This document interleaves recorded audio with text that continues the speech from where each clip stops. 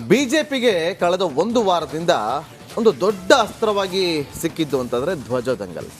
ಮಂಡ್ಯದ ಕೆರಗೋಡ್ನಲ್ಲಿ ಆದಂತಹ ಒಂದು ಬೆಳವಣಿಗೆ ಇವತ್ತಿಗೂ ಕೂಡ ಅದು ಮುಂದುವರಿತಾನೆ ಇದೆ. ಆ ಧ್ವಜ ದಂಗಲ್ ಎಲ್ಲಿಯವರೆಗೂ ಬಂದು ನಿಂತಿದೆ ಅಂತಂದ್ರೆ ಇವತ್ತು ಇಡೀ ಕಮಲ ಪಡೆ ಕೆರಗೋಡು ಗ್ರಾಮದಿಂದ ಶುರು ಮಾಡಿ ಮನೆ ಮನೆಗೆ ತೆರಳಿ ಕೇಸರಿ ಧ್ವಜವನ್ನ ಮನೆ ಮನೆಗೆ ಹಂಚೋದಕ್ಕೆ ಮುಂದಾಗ್ತಾ ಇದೆ. ಇವತ್ತು ಆ ಮೂಲಕ ಮಹಾ ಅಭಿಯಾನವನ್ನ ಶುರು ಮಾಡ್ತಾ ಇದೆ ಬಿಜೆಪಿ ಪಾಳ್ಯ. ಮನೆಗಳಿಗೆ ತೆರಳಿ ಕೇಸರಿ ಧ್ವಜವನ್ನ ನೀಡುವ ಮೂಲಕ ಕ್ಯಾಂಪೇನ್ ಅನ್ನ ಶುರು ಮಾಡ್ತಾ ಇದೆ. 10 ಗಂಟೆಗೆ ಬಿಜೆಪಿ ಜಿಲ್ಲಾಧ್ಯಕ್ಷ ಆಗಿರುವಂತಹ ಡಾಕ್ಟರ್ ಇಂದ್ರೇಶ್ ಅವರು ಇದಕ್ಕೆ ಚಾಲನೆಯನ್ನ ಕೊಡಲಿದ್ದಾರೆ. ಹನುಮ ಧ್ವಜ ಕೆರಗೋಡು ಗ್ರಾಮದಲ್ಲಿ ಇಳಿಸಿದ್ದಕ್ಕೆ ಬಿಜೆಪಿ ಹೋರಾಟವನ್ನ ನಿರಂತರವಾಗಿ ಇಟ್ಟುಕೊಂಡಿದೆ. ಕೆರಗೋಡು ಮಾತ್ರವಲ್ಲ, ಮಂಡ್ಯ ಜಿಲ್ಲೆಯಾದ್ಯಂತ ಕೇಸರಿ ಧ್ವಜ ಹಾರಲಿದೆ ಅನ್ನೋ ವಿಚಾರಗಳು ಈಗ ಬೆಳಕಿಗೆ ಬರ್ತಾ ಇದೆ. ಜೊತೆ ನೋಡಿ, ಮಂಡ್ಯದಲ್ಲಿ ಬಿಜೆಪಿಗೆ ಅಂತ ಹೇಳಿ ಅಸ್ತಿತ್ವ ಎಲ್ಲೂ ಇಲ್ಲ. ಆದ್ರೆ ಯಾವಾಗ ಈ ಒಂದು ಹೋರಾಟ ಸಿಕ್ತಲ್ಲ, ಈ ಒಂದು ಧ್ವಜ ವಿಚಾರ ಇದೆಯಲ್ಲ, ಇಲ್ಲಿ ಎಡವಟ್ಟು ಯಾರು ಮಾಡ್ಕೊಂಡ್ರೋ ಗೊತ್ತಿಲ್ಲ. ಒಂದು ಜಿಲ್ಲಾಡಳಿತ ಎಡವಟ್ಟು ಮಾಡ್ಕೊಳ್ತಾ ಅಥವಾ ಗ್ರಾಮಸ್ಥರು ರಾಷ್ಟ್ರ ಧ್ವಜವನ್ನ ಹಾರಿಸ್ತೀವಿ ಅಂತ ಹೇಳಿ ಹನುಮ ಧ್ವಜವನ್ನ ಹಾರಿಸಿದ್ರ, ಅಥವಾ ಪೊಲೀಸ್ ಇಲಾಖೆ ರಾತ್ರೋರಾತ್ರಿ ಹೋಗಿ 3 ಗಂಟೆಗೆ ಬೆಳಗಿನ ಜಾವ ಆ ಧ್ವಜವನ್ನ ಇಳಿಸೋ ಮೂಲಕ ಒಂದು ಎಡವಟ್ಟನ್ನ ಮಾಡ್ಕೊಂಡ್ರೆ ಗೊತ್ತಿಲ್ಲ. ಆದ್ರೆ ಇದು ಪ್ಲಸ್ ಪಾಯಿಂಟ್ ಆಗ್ತಾ ಇರೋದು ಮಾತ್ರ ಬಿಜೆಪಿಗೆ. ಯಾಕೆಂದ್ರೆ ಒಂದು ಕ್ಷೇತ್ರದಲ್ಲೂ ಕೂಡ ಬಿಜೆಪಿ ತನ್ನ ಅಸ್ತಿತ್ವವನ್ನ ಕಂಡುಕೊಂಡಿಲ್ಲ. ಆದ್ರೆ ಈ ಒಂದು ಹೋರಾಟ ಇದೆಯಲ್ಲ, ಮನೆ ಮನೆಗೆ ಧ್ವಜ, ಹನುಮ ಧ್ವಜ ಅನ್ನೋದಿದೆಯಲ್ಲ, ಇದು ಬಹಳ ದೊಡ್ಡ ಮಟ್ಟದ ಒಂದು ವೈಬ್ ಕ್ರಿಯೇಟ್ ಮಾಡ್ತಾ ಇದೆ. ಅದು ಮಂಡ್ಯ, ಅದು JDS ನ ಭದ್ರಕೋಟೆ. ಅಂತಹ ಭದ್ರಕೋಟೆಯನ್ನ ಭೇದಿಸೋದ್ರಲ್ಲಿ ಕಾಂಗ್ರೆಸ್ ಕೂಡ ಯಶಸ್ವಿಯಾಗಿತ್ತು ಈ ಬಾರಿ ವಿಧಾನಸಭಾ ಚುನಾವಣೆಯಲ್ಲಿ. ಈಗ ಈ ಹೋರಾಟ ಇದೆಯಲ್ಲ ಬಿಜೆಪಿಗೆ, ಇದು ಯಾವ ರೀತಿಯಾಗಿ ಟರ್ನ್ ಆಗುತ್ತೆ, ಹೋರಾಟ ಅಂತ ಬಂದಾಗ ಜನ ಬಂದೇ ಬರ್ತಾರೆ, ಎಲ್ಲರೂ ಕೂಡ ಬರ್ತಾರೆ, ಬಾವುಟಗಳನ್ನು ಹಿಡ್ಕೊಂಡು ಬರ್ತಾರೆ, ಅವರ ಹಿಂದೆ ನಿಲ್ತಾರೆ. ಅದ್ ನಾಯಕರು ಬಂದಾಗ ಅವ್ರಿಗೆ ಹಿಂದೆ ನಿಂತ್ಕೊಂಡು ಜೈಕಾರ ಆಗ್ತಾರೆ. ಆದ್ರೆ ಅದೆಲ್ಲವೂ ಕೂಡ ಓಟ ಕನ್ವರ್ಟ್ ಆಗುತ್ತಾ ಅನ್ನೋದೇ ಒಂದು ಪ್ರಶ್ನೆ. ಒಟ್ನಲ್ಲಿ ಲೋಕಸಭಾ ಚುನಾವಣೆ ತನಕ ಇದನ್ನ ಜೀವಂತವಾಗಿಡಬೇಕು, ಇದನ್ನೇ ಅಸ್ತ್ರ. ಬಿಜೆಪಿ ಅವ್ರದ್ದು ಇದೇ ಪ್ಲಾನ್, ಬೇರೆ ಯಾವುದೇ ಪ್ಲಾನ್ ಇಲ್ಲ. ಇದೊಂದು ಅಜೆಂಡಾ ಸೆಟ್ ಮಾಡ್ಕೊಂಡಿದ್ದಾರೆ.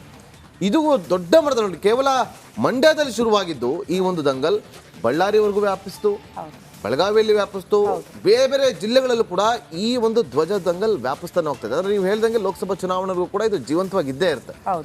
ಎಲ್ಲಿ ತಣ್ಣಗಾದ್ರೂ ಕೂಡ ಮತ್ತೆ ಅವರೇ ಸ್ವಲ್ಪ ಜಾಸ್ತಿ ಮಾಡೋದಕ್ಕೆ ಕೂಡ ಮುಂದಾಗ್ತಾರೆ. ಯಾಕಂದ್ರೆ ಇದು ಕೈಗೆ ಲಾಠಿ ಕೊಟ್ಟು ಒರೆಸ್ಕೊಳ್ಳೋದು ಅಂತ ಹೇಳ್ತಾರಲ್ಲ, ಆ ತರ ಆಗಿದೆ ಇದು. ಇದು ಜಿಲ್ಲಾಡಳಿತ ಮಾಡ್ತಾ ಅಥವಾ ಪೊಲೀಸ್ ಇಲಾಖೆ ಮಾಡ್ತಾ ಎಡವಟ್ಟು ಗೊತ್ತಿಲ್ಲ. ಆದ್ರೆ ಇದು ಚೆನ್ನಾಗಿ ಉಪಯೋಗ ಮಾಡ್ಕೊಳ್ತಾ ಇರೋದು, ಉಪಯೋಗ ಆಗ್ತಾ ಇರೋದು ಮಾತ್ರ ಬಿಜೆಪಿ ಪಾಳ್ಯಕ್ಕೆ. ಬಿಜೆಪಿಗೆ ಅಲ್ಲಿ ವೋಟ್ ಬ್ಯಾಂಕ್ ಇಲ್ಲ ಅಂದ್ರೂ ಕೂಡ JDSಗೆ ಅದು ಪ್ಲಸ್ ಆಗುವಂತ ಸಾಧ್ಯತೆಗಳು. ಕಾರಣ JDS ನಾಯಕ HD ಕುಮಾರಸ್ವಾಮಿ ಅವರು ಅಲ್ಲಿ ಕಣಕ್ಕಿಳಿತಾರೆ ಮೈತ್ರಿ ಅಭ್ಯರ್ಥಿಯಾಗಿ ಅಂತ. ಈ ತರನಾದ್ರೂ ಪ್ಲಸ್ ಆಗ್ಲಿ. ಅಷ್ಟೇ ಅಲ್ಲ ಶ್ರುತಿ, ನೋಡಿ, HD ಕುಮಾರಸ್ವಾಮಿ ಅವರು ಇವತ್ತು JDS ನಾಯಕರು ಹೇಳ್ತಾ ಇರೋದು, ನೀವೇ ಬಂದು ನಿಂತ್ಕೊಳ್ಳಿ ಅಂತ ಹೇಳಿ. ನೀವ್ ನಿಂತ್ಕೊಳ್ಳಿ, ಇಲ್ಲ ದೇವೇಗೌಡನ ಕಳ್ಸ್ಕೊಡಿ, ಇಲ್ಲ ನಿಖಿಲ್ ಕುಮಾರಸ್ವಾಮಿ ವಾಪಸ್ ಕಳಿಸಿ ನಾವು ಗೆಲ್ಸ್ಕೊಂಡ್ ಬರ್ತೀವಿ ಅಂತ ಹೇಳಿ. ಅವ್ರನ್ನ ಬಿಟ್ಟು ಬೇರೆ ಯಾರಿಗೂ ಬೇಡ ಅಂತ ಹೇಳಿ. ಆದ್ರೆ ಸುಮಲತಾ ಅವರು ಕೂಡ ಅಲ್ಲಿ ಕಣದಲ್ಲಿದ್ದಾರೆ. ಮತ್ತೊಮ್ಮೆ ನಾನು ಮಂಡ್ಯದಿಂದಲೇ ಸ್ಪರ್ಧೆ ಮಾಡಬೇಕು ಅಂತೇಳಿ ಅವರು ತಮ್ಮ ಆತ್ಮೀಯರ ಹತ್ರ ಹೇಳ್ಕೊಂಡು ಬಂದಿದ್ದಾರೆ. ಆದ್ರೆ ಮೈತ್ರಿ ಅಭ್ಯರ್ಥಿಯಾಗಿ ಯಾರು ಕಣಕ್ಕೆ ಇಳಿತಾರೆ ಅನ್ನೋದೇ ಕುತೂಹಲ. ಬಿಜೆಪಿ ಸುಮಲತಾ ಅವರ ಬೆಂಬಲವನ್ನ ತೆಗೆದುಕೊಂಡಿದೆ. ಸುಮಲತಾ ಅವ್ರ ಬೆಂಬಲಿತ ಅಂತ ಈಗ ಆಲ್ರೆಡಿ ಘೋಷಣೆ ಆಗಿದೆ. 25+1 ಅಂತೇಳಿ ನಾವು ಅಲ್ಲೇ ಕರಿತೀವಿ. ಸುಮಲತಾ ಅವರು ಕೊಡ್ತಾರಾ, ಅಥವಾ ಸುಮಲತಾ ಅವರನ್ನ ಮನವೊಲಿಸುವಂತ ಕೆಲಸವನ್ನ ಮಾಡಿ ಬೇರೆ ಬೆಂಗಳೂರಿಗೆ ಅಥವಾ ಎಲ್ಲಾದ್ರೂ ಬೇರೆ ಕ್ಷೇತ್ರದ ಅವ್ರಿಗೆ ಟಿಕೆಟ್ ಕೊಡೋದ್ರ ಬಗ್ಗೆ ಏನಾದ್ರು ಯೋಚನೆ ಮಾಡುತ್ತಾ ಗೊತ್ತಿಲ್ಲ. ಆದ್ರೆ ಮೈತ್ರಿ ಪಾಳ್ಯಕ್ಕೆ ಮಾತ್ರ ಇದೊಂದು ದೊಡ್ಡ ಸೆಟ್ ಬ್ಯಾಕ್ ಅಂದ್ರೂ ಕೂಡ ತಪ್ಪಾಗೋದಿಲ್ಲ. ಕುಮಾರಸ್ವಾಮಿ ಅವರಲ್ಲ, ಯಾರೇ ಅಭ್ಯರ್ಥಿ ನಿಂತರೂ ಕೂಡ ಇಲ್ಲಿ ನೋಡಿ, ಕಳೆದ ಬಾರಿ ಚುನಾವಣೆಯಲ್ಲಿ, ಲೋಕಸಭಾ ಚುನಾವಣೆಯಲ್ಲಿ ಅಜಗಜಾಂತರ ವ್ಯತ್ಯಾಸಗಳು. ನಿಖಿಲ್ ಕುಮಾರಸ್ವಾಮಿ ಅವರ ವಿರುದ್ಧ ಸುಮಲತಾ ಅಂಬರೀಶ್ ಅವರು 1.5 ಲಕ್ಷ ಅಂತದಲ್ಲಿ ಗೆದ್ದು, ದೊಡ್ಡ ಮಟ್ಟದಲ್ಲಿ ಅಂತರದಲ್ಲಿ ಗೆದ್ದು. ಪ್ಲಸ್ ಆಗಿದ್ದು ಕೂಡ ಅವರಿಗೆ ಜನರ ಭಾವನೆಗಳು, ಸ್ವಾಭಿಮಾನ ಮುಂದಿಟ್ಕೊಂಡು ಈ JDS ನಾಯಕರು ಆರೋಪ ಮಾಡ್ತಾ ಇದ್ರಲ್ಲ, ಅದೆಲ್ಲವೂ ಕೂಡ ಎಲ್ಲೋ ಒಂದ್ ಕಡೆ ಪ್ಲಸ್ ಆಯ್ತು ಸುಮಲತಾ ಅವ್ರಿಗೆ ಅಂತ. ಸೊ ಎಕ್ಸಾಕ್ಟ್ಲಿ ಜನರ ಭಾವನೆಗಳು ಕೂಡ ಬಹಳ ಇಂಪಾರ್ಟೆಂಟ್ ಅಂತ ಅನ್ಸುತ್ತೆ ಚುನಾವಣಾ ಹೊತ್ತಲ್ಲಿ. ಅದನ್ನ ಎನ್ಕ್ಯಾಶ್ ಮಾಡ್ಕೊಳ್ಳೋದಕ್ಕೆ ಬಿಜೆಪಿ ಮತ್ತು JDS ನಾಯಕರು ಮುಂದಾಗ್ತಿದ್ದಾರೆ. ಬಟ್ ಅದಕ್ಕೆ ಕೌಂಟರ್ ಅಟ್ಯಾಕ್ ಅನ್ನೋ ರೀತಿಯಲ್ಲಿ ಕಾಂಗ್ರೆಸ್ ಕೂಡ ಈಗ ಒಂದು ಅಸ್ತ್ರ, ಭಯ ಸ್ಟಾರ್ಟ್ ಆಗ್ಬಿಟ್ಟಿದೆ. ಹಾಗಾಗಿ ಈ ಡ್ಯಾಮೇಜ್ ಹೇಗೆ ಕಂಟ್ರೋಲ್ ಮಾಡೋದು ಅನ್ನೋ ಕಾರಣಕ್ಕೆ ರಾಷ್ಟ್ರಧ್ವಜ ಹಂಚಿಕೆ ಮಾಡಬೇಕು. ಕಾಂಗ್ರೆಸ್ನವ್ರಿಗೆ ನೋಡಿ ಏನು ಸಿಕ್ಕಿಲ್ಲ, ಇದಕ್ಕೆ ಏನಾದ್ರು ಕೌಂಟರ್ ಕೊಡಬೇಕು ಅಂತಂದ್ರೆ ಕಾಂಗ್ರೆಸ್ನವ್ರಿಗೆ ನಿಮ್ಗೆ ರಾಷ್ಟ್ರಧ್ವಜಕ್ಕಿಂತ ಹನುಮ ಧ್ವಜ ಹೆಚ್ಚ, ಅದನ್ನ ಹಿಡ್ಕೊಂಡು ಕೂತ್ಕೊಂಡ್ಬಿಡ್ತಾರೆ. ನಾವು ರಾಷ್ಟ್ರಧ್ವಜ ಹಾರಿಸಬೇಕು ಅಂತ ಹೇಳಿ ಪರ್ಮಿಷನ್ ಕೊಟ್ಟಿದ್ದು, ಆದ್ರೆ ನೀವು ಹನುಮ ಧ್ವಜವನ್ನ ಹಾರಿಸಿದ್ರಿ ಅಂತೇಳಿ. ನೋಡಿ, ಒಂದಂತೂ ನಾವು ಹಿಂಗೆ ಮಾತಾಡ್ಬೇಕಾದ್ರೆ ಹೇಳಿದ್ದು ಶ್ರುತಿ, ಹಾ. ಆ ಹನುಮ ಧ್ವಜ ಇಳಿಸದೇ ಇದ್ದಿದ್ರೆ ಇವತ್ತು ಕೆರಗೋಡು ಎಲ್ಲಿದೆ ಅಂತ ಇಡೀ ದೇಶಕ್ಕೆ ಗೊತ್ತಾಗ್ತಾ ಇರಲಿಲ್ಲ. Correct. ಆ ಹನುಮ ಧ್ವಜ ಯಾವತ್ತು ಹಾರಾಡ್ತಿತ್ತೋ ಅವತ್ತು ಇಳಿಸಿದ್ರು, ಇವತ್ತು ಇಡೀ ಕೆರಗೋಡು ಇಡೀ ರಾಜ್ಯಕ್ಕೆಲ್ಲ ಇಡೀ ದೇಶಕ್ಕೆ ಗೊತ್ತಾಗೋಂಗ್ ಮಾಡಿಕೊಟ್ಟಿದ್ದಾರೆ. ಅದು ಯಾರು ಅಂತ ಗೊತ್ತಿರೋದು ಜಿಲ್ಲಾಡಳಿತನ ಅಥವಾ ಪೊಲೀಸ್ ಇಲಾಖೆನ ತಿಳ್ಕೊಬೇಕಷ್ಟೇ. ನಮ್ಮ ಇದೇ ವಿಚಾರಕ್ಕೆ ಮಾಹಿತಿ ಕೊಡೋದಕ್ಕೆ ನನ್ನ ಸಹೋದರಿ ದಿವಿತ್ ಮಂಡ್ಯದಿಂದಲೇ ಲೈವ್ನಲ್ಲಿ ಜಾಯ್ನ್ ಆಗಿದ್ದಾರೆ ನೋಡಿ. ಸ್ಥಳಕ್ಕೆ ತೆರಳುಬಿಟ್ಟಿದ್ದಾರೆ. ಬೆಳಗ್ಗೆ 5:15 ಎದ್ದು ಔಟ್ಡೋರ್ ಶೂಟ್ ಅಂತಂದ್ರೆ ದಿವಿತ್ ರೆಡಿ ಇರ್ತಾರೆ. ದಿವಿತ್, ನನ್ನ ಧ್ವನಿ ಕೇಳಿಸ್ತಾ ಇದೆ ಅಂತ ಭಾವಿಸ್ತೀನಿ. ಎಷ್ಟೊತ್ತಿಗೆ ಈ ಅಭಿಯಾನ ಶುರುವಾಗುತ್ತೆ?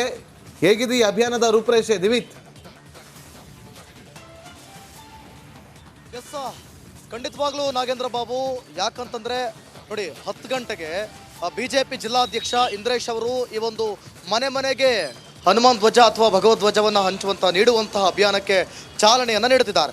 ನಾವೀಗ ಮಂಡ್ಯದ ಕೆರೆಗೋಡಿಗೆ ಹೋಗುವಂಥ ಸರ್ಕಲ್ ಬಳಿ ಇದ್ದೇವೆ. ಸೊ ನೀವು ಗಮನಿಸ್ತಾ ಇರ್ಬೋದು, ಇವತ್ತು ಇಡೀ ಮನೆ ಮನೆಗೆ ಹನುಮ ಧ್ವಜವನ್ನು ಅಥವಾ ಭಗವದ್ ಧ್ವಜವನ್ನು ಹಂಚೋದಕ್ಕೆ, ನೀಡೋದಕ್ಕೆ, ಮನೆ ಮನೆಯಲ್ಲೂ ಕೂಡ ಧ್ವಜವನ್ನು ಹಾರಿಸೋದಕ್ಕೆ ಕಾರಣ ಏನು? ಇಲ್ಲಿವರೆಗೂ ಕೂಡ ಈ ಒಂದು ವಿಷಯ ಅಥವಾ ಇದನ್ನ ಇಶ್ಯೂಸ್ ಅಂತಲೂ ಹೇಳ್ಬೋದು, ಇಲ್ಲಿವರೆಗೂ ಕೂಡ ಬಂದಿದ್ದು ಯಾಕೆ? ಅರ್ಧ ಗಂಟೆಯಲ್ಲಿ ಅಥವಾ ಒಂದು ಮುಕ್ಕಾಲು ಗಂಟೆಯಲ್ಲಿ ಮುಗಿಯಬೇಕಾದಂಥ, ಅಂದರೆ ಸಮಸ್ಯೆ ಬಗೆಹರಿಯಬೇಕಾದಂಥ ಒಂದು ಘಟನೆ ಇಷ್ಟು ದೊಡ್ಡ ಮಟ್ಟಕ್ಕೆ ತಿರುವು ಪಡೆದುಕೊಂಡಿದ್ದು ಯಾಕೆ? ಸೊ ನೀವು ಗಮನಿಸ್ಬೋದು, 90ರ ದಶಕದಲ್ಲಿ 1990ರಲ್ಲಿ ಕೆರೆಗೋಡ್ನಲ್ಲಿ ಹನುಮ ದೇವಾಲಯವನ್ನು ನಿರ್ಮಾಣ ಮಾಡ್ತಾರೆ. ಕೆರೆಗೋಡು ಒಂದು ದೊಡ್ಡ ಹಳ್ಳಿ, ಅಲ್ಲಿ ಎಲ್ಲ ಜಾತಿಯವರಿದ್ದಾರೆ, ಎಲ್ಲ ಧರ್ಮದವರು ಇದ್ದಾರೆ. ಇತಿಹಾಸವನ್ನು ತೆಗೆದು ನೋಡಿದಾಗ, ಕೆರೆಗೋಡಿನ ಇತಿಹಾಸವನ್ನು ತೆಗೆದು ನೋಡಿದಾಗ ಇದುವರೆಗೂ ಕೂಡ ಒಂದು ಬಾರಿಯೂ ಈ ರೀತಿಯಾದಂತಹ ಘಟನೆಗಳು ಆಗಿಲ್ಲ. ಅಲ್ಲಿ ಇಸ್ಲಾಂ ಧರ್ಮದವರಾಗಿರ್ಬೋದು ಅಥವಾ ಬೇರೆ ಕ್ರಿಶ್ಚಿಯನ್ ಧರ್ಮದವರಾಗಿರ್ಬೋದು, ಹಿಂದೂ ಧರ್ಮದಾಗಿರ್ಬೋದು, ಎಲ್ಲರೂ ಕೂಡ ಸೌಹಾರ್ದಯುತವಾಗಿ ಅಲ್ಲಿ ಆಚರಣೆಗಳನ್ನ ಮಾಡ್ಕೊಂಡು ಬಂದಿದ್ದಾರೆ. ಇದುವರೆಗೂ ಕೂಡ ಒಂದೇ ಒಂದು ಬಾರಿಯೂ ಯಾವುದೇ ರೀತಿ ವಿವಾದಕ್ಕೆ ಆ ಹಳ್ಳಿ ದಾರಿ ಮಾಡಿಕೊಟ್ಟಿಲ್ಲ. ಆದರೆ ಯಾಕೆ ಈ ಒಂದು ಪರಿಸ್ಥಿತಿ ನಿರ್ಮಾಣ ಆಯಿತು? ಅವತ್ತು ಒಂದೇ ಒಂದು ಸಣ್ಣ ಆ ಕ್ಷಣಗಳು ಇಲ್ಲ ಅಂತಂದ್ರೆ, ಅಂದರೆ ಎಲ್ಲರೂ ಅಲ್ಲಿ ಸ್ಥಳೀಯರು ಹೇಳುವಂಥದ್ದು, MLA ಅವರು ಬಂದು ನಿಧಾನವಾಗಿ ಬಂದು, ನೋಡ್ರಪ್ಪ ಇದು ತಪ್ಪು, ನಾನು ಮಾತಾಡ್ತೀನಿ, ಬೇಕಾದ್ರೆ ನಿಮಗೆ ಪರ್ಮಿಷನ್ ಕೊಡಿಸ್ತೀನಿ, ಓಕೆ ಇವಾಗ ಹಾರಿಸಿದಿರಲ್ವಾ ಇಳಿಸಿ, ಅಥವಾ ಇವತ್ತೊಂದಿನ ಸಂಭ್ರಮಿಸಿ, ನೆಕ್ಸ್ಟು ಮುಂದೆಯಿಂದ ನೀವು ನೋಡ್ಕೊಂಡು ಮಾಡಿ ಅಂತ ಹೇಳಿದರೆ ನಾವು ಸುಮ್ಮನಾಗ್ತಿದ್ವಿ ಸರ್. ಆದರೆ ಏಕಾಏಕಿ ಬಂದು ಈ ರೀತಿ ಧ್ವಜವನ್ನು ಇಳಿಸಿದ್ದು ಎಷ್ಟರ ಮಟ್ಟಿಗೆ ಸರಿ ಅಂತ ಹೇಳಿ ಅಲ್ಲಿ ಒಂದು ದೊಡ್ಡದಾಗಿ ಒಂದು ಗಲಾಟೆಗಳು, ಪ್ರತಿಭಟನೆಗಳು ಹುಡ್ಕೊಳ್ಳುತ್ತೆ. ಆದರೆ ಇವತ್ತು ಮನೆ ಮನೆಗೆ ಧ್ವಜವನ್ನು ಹಂಚುವಂಥದ್ದು ಕಾರಣ ಆಗಿರೋದು ಯಾಕೆ? ಯಾವಾಗ ನಾಗೇಂದ್ರ ಬಾಬು ನೀವು ಪ್ರತಿ ಘಟನೆಗಳನ್ನು ಗಮನಿಸ್ಬೋದು, ಹಿಂದಿನ ಘಟನೆಗಳನ್ನ ಗಮನಿಸ್ಬೋದು, ಯಾವುದೇ ಒಂದು ಘಟನೆ ಅಥವಾ ಒಂದು ವಿವಾದ ಯಾವಾಗ ರಾಜಕೀಯ ತಿರುವನ್ನು ಪಡೆದುಕೊಳ್ಳುತ್ತೋ ಆಗ ಅದು ದೊಡ್ಡ ಮಟ್ಟದಲ್ಲಿ ಸದ್ದು ಮಾಡೋದಕ್ಕೆ, ದೊಡ್ಡ ಮಟ್ಟದಲ್ಲಿ ಚರ್ಚೆ ಆಗೋದಕ್ಕೆ ಶುರುವಾಗುತ್ತೆ. ಸೊ ಇಲ್ಲೂ ಕೂಡ ಅದೇ ಆಗಿದ್ದು, ಯಾವಾಗ ಕೆರೆಗೋಡು ವಿವಾದ ಕೇವಲ ಒಂದು ಧಾರ್ಮಿಕ ಒಂದು ಆಚರಣೆ ಆಗಿ ಉಳಿಬೇಕಾಗಿತ್ತು, ಆದರೆ ಯಾವಾಗ ಇದು ರಾಜಕೀಯ ತಿರುವನ್ನು ಪಡೆದುಕೊಳ್ತು ನೋಡಿ, ಆಗ ಇವತ್ತು ಅದೇ ಒಂದು ರಾಜಕೀಯ ತಿರುವು ಪಡೆದುಕೊಳ್ಳದ ಮೇಲೆ ನಿಮಗೆ ಏನಾಗಿತ್ತು ಗೊತ್ತೇ ಇದೆ. ಪಾದಯಾತ್ರೆ ಆಯಿತು, BJP ನಾಯಕರು ಬಂದರು, ಯಾರೂ ಅಲ್ಲ ಜನಾರ್ದನ್ ರೆಡ್ಡಿ ಕೂಡ ಕೆರೆಗೋಡಿಗೆ ಆಗಮಿಸಿದ್ರು, ಅಂತಂಥ ಮಹಾನಾಯಕರು ಕೂಡ ಬಂದೋದ್ರು. ಇವತ್ತು ಈ ಕ್ಷಣ ಇಲ್ಲಿವರೆಗೂ ಕೂಡ ಮಂಡ್ಯದಲ್ಲಿ ಈ ಧ್ವಜದಂಗಲ್ ಶುರುವಾಗಿದೆ ಅಂತಂದರೆ, ಮನೆ ಮನೆಗೆ ಧ್ವಜವನ್ನು ಇವತ್ತು ನೀಡಿ, ಅಂದರೆ ಪ್ರತಿ ಮನೆಯಲ್ಲೂ ಕೂಡ ಹನುಮಾನ್ ಧ್ವಜ, ಭಗವದ್ ಧ್ವಜವನ್ನು ಹಾರಿಸೋದಕ್ಕೆ ಮುಂದಾಗ್ತಿದ್ದಾರೆ ಅಂದರೆ ಅದು ರಾಜಕೀಯ ತಿರುವು ಪಡೆದುಕೊಂಡಿದ್ದೆ ಪ್ರಮುಖ ಕಾರಣ ಅಂತ ಹೇಳ್ಬೋದು. ಸೊ ಲೋಕಸಭೆ ಚುನಾವಣೆ ಹತ್ರ ಬರ್ತಾ ಇದೆ, ನೀವೇ ಹೇಳ್ತಾ ಇದ್ರಿ, ಖಂಡಿತವಾಗ್ಲೂ ಕೂಡ ಇದು BJPಗೆ ಸಿಕ್ಕಾಪಟ್ಟೆ ಪ್ಲಸ್ ಆಗ್ತಿರುವಂಥದ್ದು. ಇವತ್ತು BJP ಜಿಲ್ಲಾಧ್ಯಕ್ಷ ಇಂದ್ರೇಶ್ ಅವರ ನೇತೃತ್ವದಲ್ಲಿ ಮನೆ ಕೇವಲ ಕೆರೆಗೋಡು ಗ್ರಾಮ ಮಾತ್ರ ಅಲ್ಲ, ಇಡೀ ಜಿಲ್ಲೆಯಾದ್ಯಂತ ಮನೆ ಮನೆಗೆ ಹನುಮ ಧ್ವಜವನ್ನು, ಭಗವದ್ ಧ್ವಜವನ್ನು ನೀಡುವಂಥ ಅಭಿಯಾನಕ್ಕೆ ಚಾಲನೆ ಕೊಡ್ತಾ ಇದ್ದಾರೆ 10 ಗಂಟೆಗೆ ಅಂತ ಹೇಳ್ಬೋದು. ಇಲ್ಲಿಂದ ಅದೇ ನಾವೀಗ ಸ್ಪಾಟ್ಗೆ ಹೋಗ್ತಾ ಇದ್ದೀವಿ, ಕೆರೆಗೋಡು ಗ್ರಾಮಕ್ಕೆ ನೇರವಾಗಿ ರಿಪಬ್ಲಿಕ್ ಕನ್ನಡ ಹೋಗ್ತಾ ಇದೆ. ಅಲ್ಲಿ ಯಾವ ರೀತಿ ಇರುತ್ತೆ ಅಂದರೆ, ಜನಗಳದನ್ನು ಯಾವ ರೀತಿ ಸ್ವೀಕರಿಸ್ತಾರೆ, ಅವರ ಅಭಿಪ್ರಾಯ ಏನು, ಈ ಒಂದು ಅಭಿಯಾನ ಯಾವ ಇರುತ್ತೆ, ಎಲ್ಲವನ್ನು ಕೂಡ ಡೀಟೇಲ್ಸ್ ಕೊಡುವಂಥ ಪ್ರಯತ್ನವನ್ನ ಮಾಡ್ತೀವಿ ನಾಗೇಂದ್ರ ಬಾಬು. ಎಸ್ ದಿವಿತ್, ನೀವು ಹೇಳಿದ್ ಕರೆಕ್ಟ್, ಪ್ಲಸ್ ಪಾಯಿಂಟ್ ಆಗುತ್ತೆ, ಆದ್ರೆ ಅದು ವೋಟ ಕನ್ವರ್ಟ್ ಆಗುತ್ತೆ ಅನ್ನೋದು ಇಂಪಾರ್ಟೆಂಟ್. ಥ್ಯಾಂಕ್ ಯು ದಿವಿತ್ ನಿಮ್ಮೆಲ್ಲ ಮಾಹಿತಿಗಾಗಿ.